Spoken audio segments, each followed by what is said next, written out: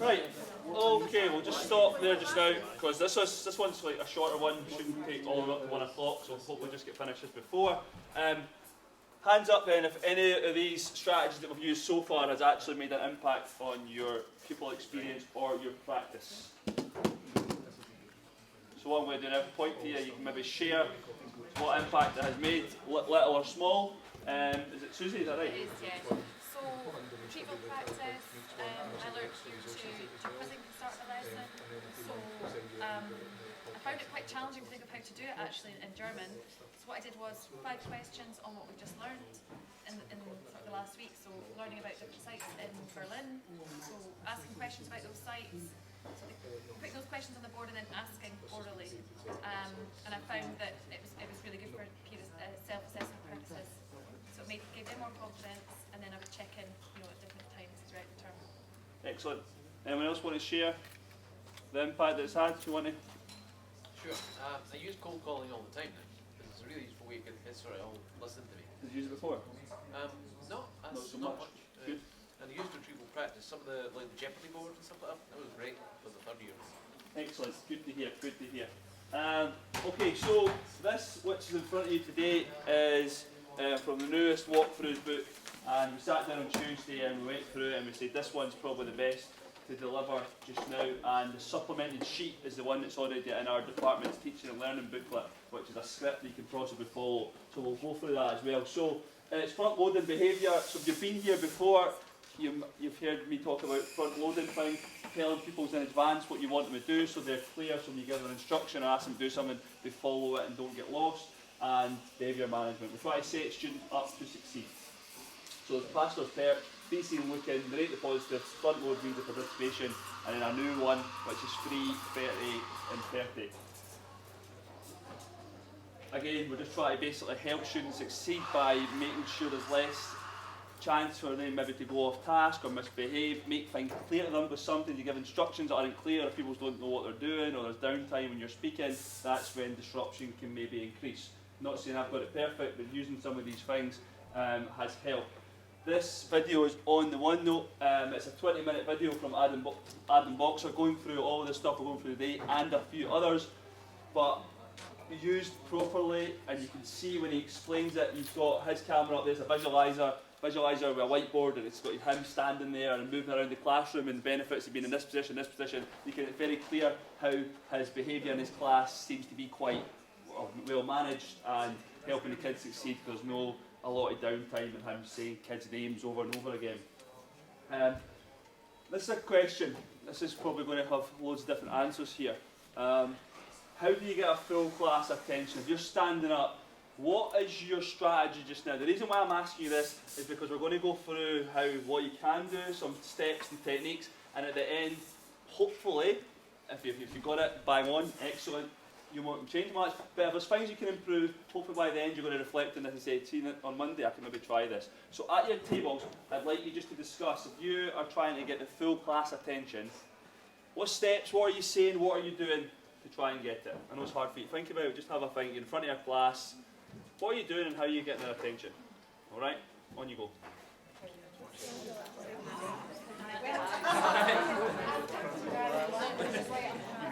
Kirsten, are you here? Kirsten, go on. I've got it, my exams at once, so I'm kind Aye, that's it, just take it away with you then. looking at it, so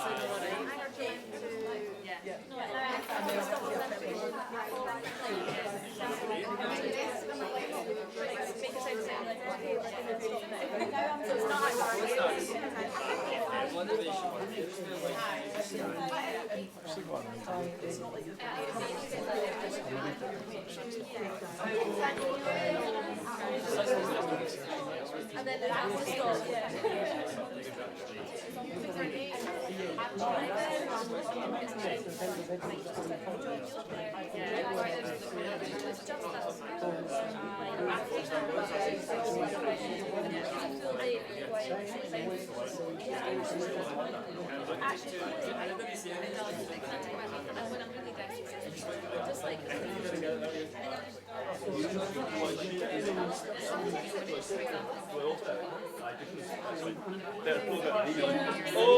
Okay, right.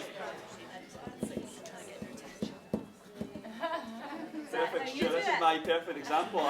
That's not how I do it, I just wanted to share. But it's the exact same example that you know how much time we wasted in our class when you say, please give me attention, eyes on me, whatever that you use.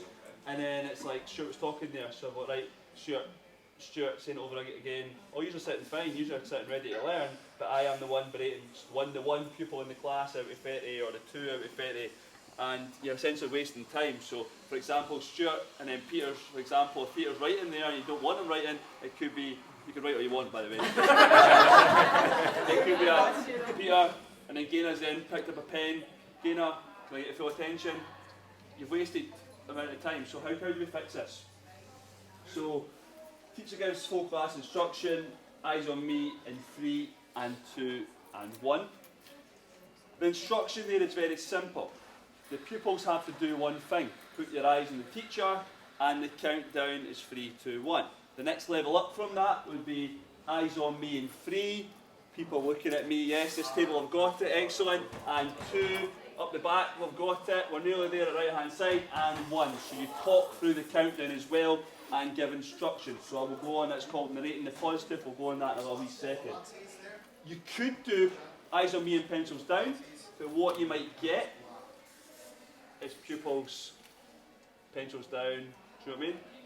We try to be as punchy as we can and try and get as much attention as less time as possible. So try eyes on me, if it works then great, I know pencils will be used, but can you build in the culture? Guys, when I say eyes on me in future, can you put the pencil straight down? Eyes come on me. Eyes on me in 3 and 2 and 1. Thank you. Pastor's perch then. If you've never seen this before, you're sitting in a classroom and you're standing at the very front. If it's in the rows, like some of the classrooms are, this is where your eyesight is. Here, here, here. You are potentially missing what's happening here and what's happening in this corner. So, that doesn't help. However, in a normal classroom, you've not got this in the way.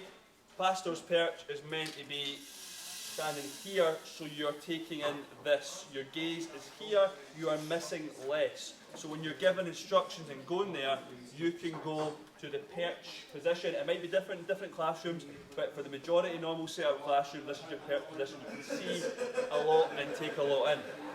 So the next one, if you've never done this, and the first time you do it, the kids are going to give you some funny looks and like, what, that your teacher's, you've lost it, right? But is to make students aware that you are watching them and you are fully engaged in them. So if I am looking, I'm speaking or giving an instruction, if Stuart goes out to speak there, he knows I'm watching him, so he might be hesitant. Alright? So it's making them sure that they know you are looking.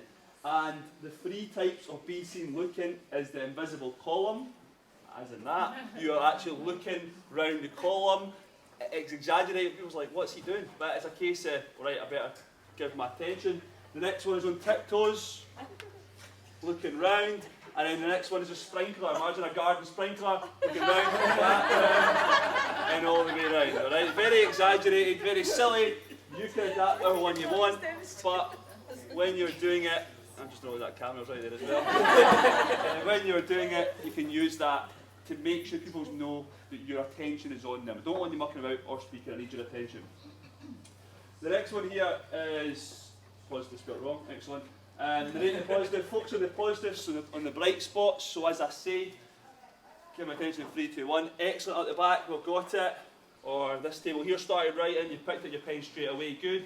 And it's not, Brian, why are you not writing? Kat, why are you not writing? It's focusing on the bright spots of the class. So, for the countdown, I've got the back row ready, excellent, the front's ready, middle row, you're nearly there, nearly there. You're talking them through the process, getting them to your expectation and where you want to be. Again, the front loading stuff is telling them in advance what we're doing.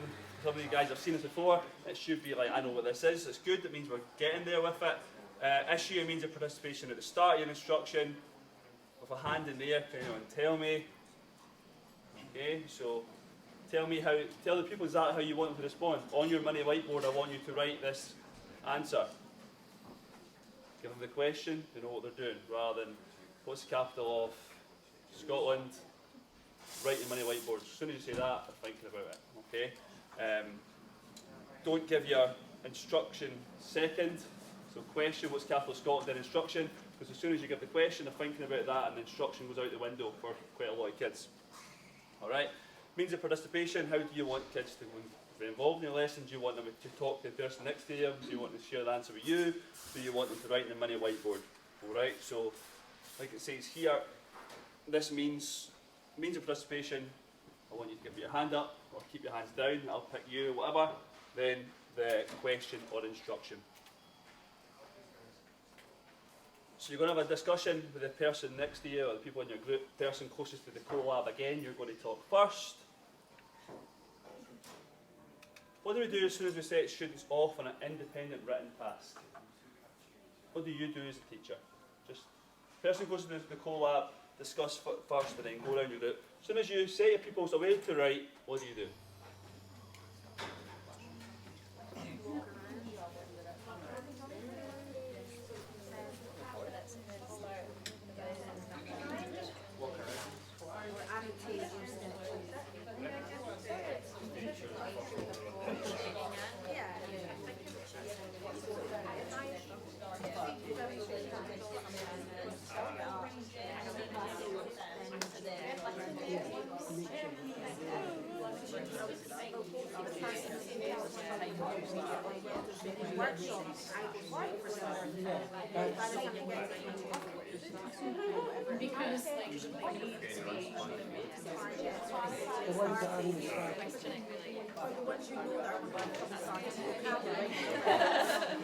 Okay, thank you.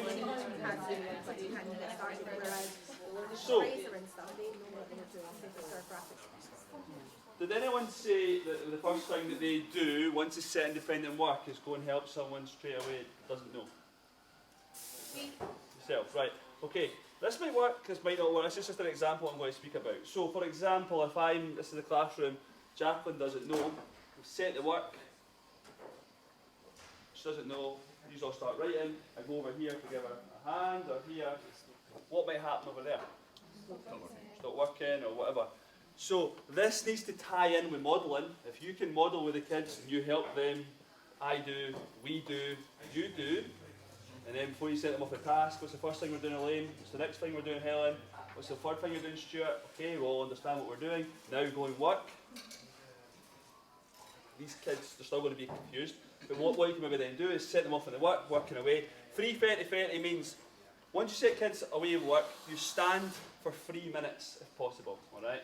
I've only tried it a few times, but you work the time frames with yourself. You stand and you watch from pastor's perch, pupils working away. Okay? What might happen if Jacqueline puts her hand up? I don't know what I'm doing. Jacqueline, I'm with you in a wee minute. Just try and make an attempt or try and read it again or whatever. So a wee prompt to try and get her working, okay? Then you can take the time. So Jacqueline put her hand up. Darren might have put his hand up as well. You can then take 30 seconds to go in after the 3 minutes because you've been seen. You're standing here. You're seen looking. Majority of pupils are working away. Great. 30 seconds. Help here. Over there. 30 seconds. Cycle starts again. Alright, it's not ideal, everyone's classroom are totally different, but here's a little thing you can try. So set work, make sure they understand, model it correctly, make sure the kids know what the task is fully, you ask them, you don't ask them if they all understand. 3 minutes, standing, seeing the class, be seen looking, contact, someone's working, like give them a nudge or whatever, a wee nod, come on. 30 seconds, try it again. Alright, some of you probably have been before, and you remember bad for it's not a task, jumping in, right, I'll try and help you, you don't know what's happening.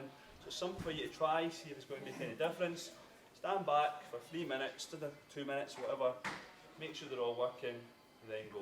And again, if a lot of kids aren't understanding it, maybe it's the teachers who's not explained it properly, back to the board or whatever, but that is where you go, okay? When you go round, and speaking, 100% know this, when you're going round, you're hunting for data. Right, what's Rose got, what's she doing, is it good enough, is she understanding it good? If you're getting to 4 tables and it's all not what you're wanting, back to the board. If it is, great, so you're not just looking and going, oh, just... See after the 3 minutes, can you not get like, if there's more than 1, 2 or 3, you get them and bring them as a group? Aye, this isn't a set script, you have to do this, yeah, absolutely. Right. But we're coming around, it's not a case of Peter's doing it, that's good, you're actually, if he's getting it So that's all right. You understand he's getting it. You're kind of finding out who's not getting it and gathering data because there's quite a lot of them. You have to go over it again rather than maybe teach it at a later date. It does work as well. Like if you're standing and watching the class for that amount of time. I tried this the other day where I actually just had to hold myself back and say, has it actually been 3 minutes yet? And having to actually wait, you see that there will be pupils kind of looking around, and I might have missed that before. And when they start to look around and they see you looking towards them, then they're signalling that they need help, or they're looking around and seeing other people are starting to focus, so there's not a chance to carry on. I actually need to do what's in front of me, or at least read the task. And it helps to just bring everybody. And then flipping that as well, if you're not jumping in too quickly, then it's kind of is that what you were going to say? It's kind of reinforcing that like the kind of the resilience of try it myself first before the teacher's going to come over and help me, because actually that can be a bit of a crutch, and we're ultimately trying to make people as independent as possible as well. So there's multiple benefits to it. Perfect. So, sorry. Should we verbalise this? So I'm just going to stand here, I'm just going to help, like, should we actually say to the young people? It doesn't say that, but absolutely, because why? Because otherwise, if you do it the first time, teach them, the kids might like, what you doing? If it's totally new, for example, so guys might let you work for 3 minutes independently. This way, if you don't know, maybe just try it or make an attempt or write something down. I will be around to help, and I'll 3 minutes independent. So explain the reason and thinking behind it. I was thinking like just giving them a wee chance to start going into their one notes like in the 3 minutes, or is it more like you want to just? Ideally, I see people doing it like genuinely. I'm going to give you a couple of minutes to get settled, and then I'll start coming round. People do that, and actually you're probably doing it, and you're not realising you're doing it. You're just not necessarily signposting how long you're going to stand there and do it, or whatever else. But actually, it's that kind of like get everybody started, and then you start to kind of work out where you kind of need to deploy yourself, kind of thing. So, but then I suppose if you're kind of positively like, that's really good and whatever else, and you're like, then actually you're probably going to start verbalising a lot for other reasons. But there's no harm in saying that it'll be minimum 3 minutes. Then that like you're actually really reinforcing that expectation that you're going to do this yourself. You're going to find where you are. You're going to. you mentioned that the OneNotes. Yes, but I'm just thinking of your desk, because where your desk is in your classroom. Because you sit down. Oh no, I go with my iPad. Aye, well, iPad. Then if you're been like that, then that's great. Gathering data. So this is what I've said today. A few things, but this is just pre-instruction, before instruction, during and post. So move to position. Your radar is just your eyes moving around left to right. Square up and stand still, obviously, so you know you go to this position. When you go to this position, you might understand with routine.